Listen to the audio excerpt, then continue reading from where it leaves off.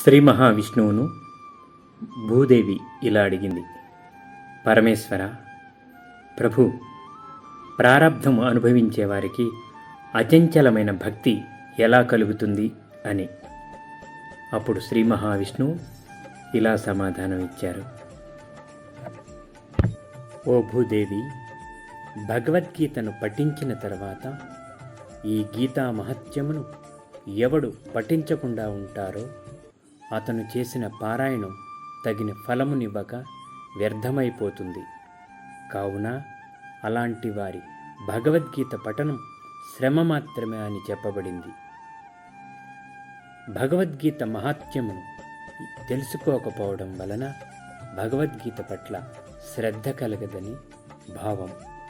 ఇటువంటి మరిన్ని ఆధ్యాత్మిక విషయ విశేషాల కోసం ప్లీజ్ సబ్స్క్రైబ్ అండ్ షేర్. అర నిమిషంలో ఆధ్యాత్మికం.